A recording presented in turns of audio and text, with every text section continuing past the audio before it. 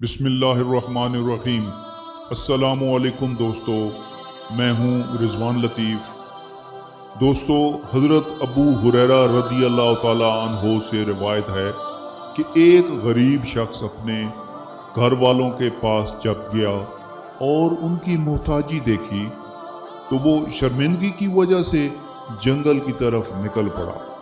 اس کی بیوی نے جب یہ ماجرا دیکھا تو وہ اللہ کا نام لے کر چکی کی طرف گئی اور اس نے چکی کے پاٹ کو اس پر رکھ دیا، اور پھر وہ پڑوسیوں کو دکھانے کی غرض سے تندور کی طرف گئی تاکہ اپنی عزت نفس کو برقرار رکھتے ہوئے اس نے تندور میں آگ جلا دی۔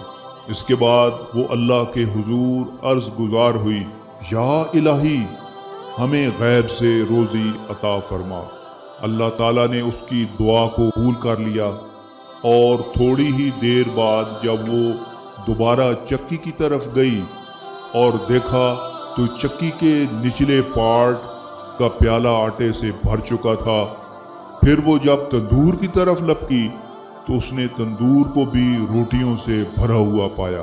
جب وہ شخص گھر واپس آیا تو پوچھا، کیا تمہیں میرے بعد کچھ ملا؟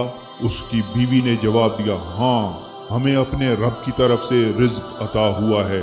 یہ سن کر وہ شخص تندور کی طرف گیا تو دیکھا کہ تندور روٹیوں سے بھرا ہوا تھا۔ پھر وہ چکی کی جانب بڑھا تو چکی کو بھی آٹے سے بھرا ہوا پایا۔ اس نے جلد ہی چکی کے اوپر والے پارٹ کو اٹھا کر ایک طرف رکھ دیا تاکہ چکی اب بند ہو جائے۔